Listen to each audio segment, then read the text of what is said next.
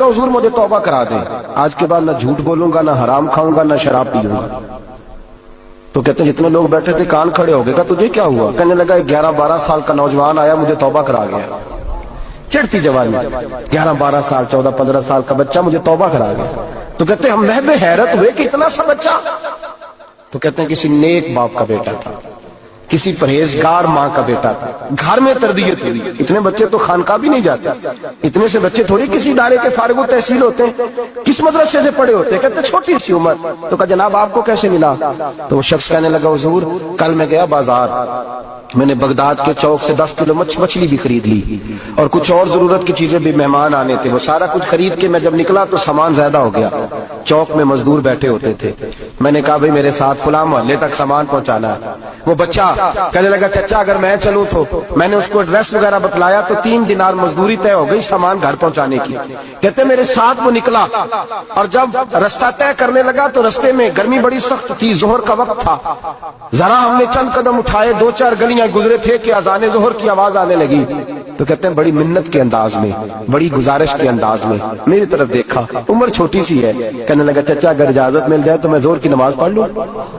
کہتے ہیں میں ایک جگہ پھٹے پہ بیٹھ گیا اور گپے کرنے لگا، سامان وہاں رکھا، میں نے کہا پڑھ لے نماز۔ کہتے ہیں بچہ نماز پڑھنے چلا گیا، باقی لوگ دیر سے آئے، وہ نماز پڑھ کے جلدی آ گیا۔ میں نے کہا بیٹے تو جلدی آ گیا ہے؟ کہنے لگا اس لیے جلدی آیا ہوں کہ آپ یہ نہ سمجھے یہ کام چور ہے، میں نے نفل چھوڑ دیے ہیں، فارغ ہو کے پڑھ لوں گا۔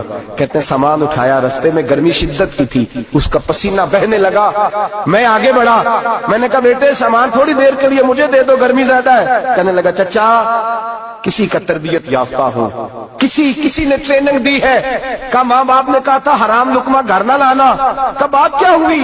کہنے لگے میں آپ کو نہیں دے سکتا، اس لیے کہ 3 دینار مزدوری گھر پہنچانے کی طے کی ہے، اگر آپ اٹھائیں گے تو پھر میں پیسے پورے نہیں لوں گا۔ دامان نے توکل کی یہ خوبی ہے کہ اس پر پابند لگے ہوتے پر دھبے نہیں ہوتے، میں پھر مزدوری پوری نہیں لوں گا، پیسے کم لوں گا۔ کہتے ہیں میں محو حیرت ہو گیا، اس جوان کی بات نے میرے سارے وجود تھر تھر کما ڈالا کہ اس دور میں اس قسم کے لوگ۔ کہتے ہیں گھر لے گیا اس کو، میں سامان رکھا، میں نے کہا تم جہاں ٹھہرو میں 3 دینار مزدوری لاتا ہوں۔ کہتے ہیں پیسے لینے گیا تو بیوی کو بتایا بڑا نیک ہے، بڑا پرہیزگار جوان ہے۔ کہنے لگی روٹی پکی ہوئی ہے، اسے کہو دوپہر کا کھانا کھا لے۔ کہتے ہیں میں باہر گیا، 3 دینار تھمائے، میں نے کہا بیٹے ایک بات مانو گے؟ تو کہتے ہیں 3 دینار دے کے کہنے لگا اب تو آپ مالک ہو گئے، میں نے نمک کھا لیا ہے، اب تو ہر بات مانوں گا، اصلہ نال جو نیکی کریے نسلہ تاک نہیں بھول دے، میں اب ہر بات مانوں گا۔ تو میں نے کہا دوپہر کا کھانا کھا لو۔ کہتے ہیں اس کی گردن جھک گئی اور بڑے دھیمے لہجے میں کہنے لگا میں نہیں کھا سکتا، میں نے روزہ رکھا ہوا ہے، روزہ رکھا ہوا ہے، نفلی روزہ رکھا ہوا ہے۔ کہتے ہیں میں اور پریشان ہوا، میں نے فوری طور پہ سوال کیا کہ اب تو کدھر جائے گا؟ تو کہنے لگا اب میں کہیں نہیں جاؤں گا، میرے 1 دن کا خرچہ میرے ماں باپ نے جو ڈیوٹی لگائی ہے وہ 3 دینار ہے، پورا ہو گیا ہے، اب میں باقی جو وقت بچے گا یا قرآن پاک کی تلاوت کروں گا یا محمد عربی پہ درود و سلام پڑھوں گا، میں اب کوئی اور کام نہیں کروں گا۔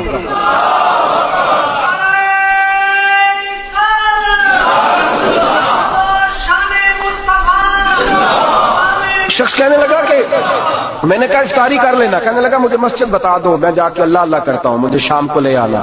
افطاری ہمارے ساتھ اس کی طے ہو گئی، مسجد چلا گیا، مغرب بعد لینے گیا تو کہنے لگا عشاء کے بعد آنا، اب تو میں نے پانی سے افطار کر لیا، کھانا کھانے جاؤں گا تو جماعت رہ جائے گی۔ کہتے ہیں عشاء کے بعد میں لایا، اس کو کھانا کھلایا، رات گہری ہو گئی تو میں نے کہا تو سو نہیں جاتا؟ کہنے لگا کوئی حرج نہیں، کبھی دور مزدوری کرنے نکل جاؤں تو رہ بھی جاتا ہوں، گھر والوں کو پتا ہے۔ کہتے میں نے مسافر خانہ کھولا، یوں سمجھیے ڈرائنگ روم بیٹھک میں نے کھولی، اس کو سلا دیا، میں اور میری بیوی اپنی معذور بیٹی کو روٹی دینے گئے اور ہم نے جا کے اس کو کھانا کھلایا جو ٹانگوں سے معذور تھی، اور ساتھ کہا کہ بیٹی آج بڑا پرہیزگار جوان ہمارا مہمان ہے، آج چڑھتی جوانی اور تقوی کی روشنی اس کے چہرے سے چمکتی، کیا بات ہے، بڑے ہی اچھے گھرانے کا تربیت یافتہ ہے۔ کہتے ہیں بچی کو کھانا کھلا کے لوٹے، اپنے کمرے میں سو گئے، بیٹی اپنے کمرے میں لیٹ گئی، ترس گئے تھے کہ بیٹی قدموں پہ چلے۔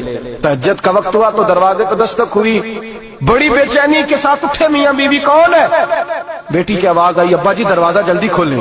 کہتے ہیں کلیجے پھٹنے لگے، ذہن بکھرنے لگے، سوچے ہیں کہ وہ 2-1 منٹ ہمارے اوپر پہاڑ بننے لگے، دروازہ کھولا تو وہ بیٹی جس کے لیے ترس گئے تھے کبھی چلے گی، وہ اپنی ٹانگوں پہ کھڑی ہے، कभी दौड़ के उधर जाती, कभी दौड़ के इधर आती। बेटियां परेशानी का फोन कर दे तो फिर भी आंसू निकल आते हैं, और बेटी घर में खुशी आ जाए तो फिर भी माँ बाप रो के ही शुक्र अदा करते हैं। इनके लिए रोते ही रहते हैं, कहते मैं तड़प गया। बीवी भी रोने लगी, बेटे ये क्या हुआ? हम तो मायूस होने लगे थे माज़अल्लाह कि अब तो ठीक नहीं होगी, क्या हुआ? कहने लगे अब्बा जी अम्मा जी आपने बताया ना नेक जवान आया है, नेक आया है। तो मैं आप चले गए तो मेरे दिल में ख्याल आया, ऐ अल्लाह अगर वो वाकई नेक है तो उसके सदके मुझे शिफाई अता फरमा दे। या अय्युहल्लज़ीना आमनू इत्तक़ुल्लाह वब्तगू इलैहिल वसीला, ऐ अल्लाह सेहत ही दे दे। कहते अभी मेरी दुआ भी पूरी नहीं हुई कि मेरा वजूद हरकत करने लगा, और ये देखो मैं उठ के खड़ा हो गई हूँ। कहते हैं हम लोगों ने ये देखा तो भागे उसके कमरे की जानिब। जब दरवाजे पे हाथ रखा तो दरवाजा खुल गया, आगे गए तो पलंग खाली था, एक रुक्का छोड़ गया है। कहने लगा मुझे पता है मेरी हकीकत खुल गई है, मैंने ये करामत कोई कंपनी की मशहूरी के लिए नहीं दिखाई कि लोग मेरे पीछे भागने लगे, मुरीद होने लगे, तवाफ करने लगे। मैं तो अल्लाह का बंदा हूँ, अगर तुम्हें मुझसे जरा भी प्यार हो गया है तो फिर मेरे पीछे ना भागना, अल्लाह की बारगाह में झुक जाना, फिर गुनाहों से तौबा कर ले।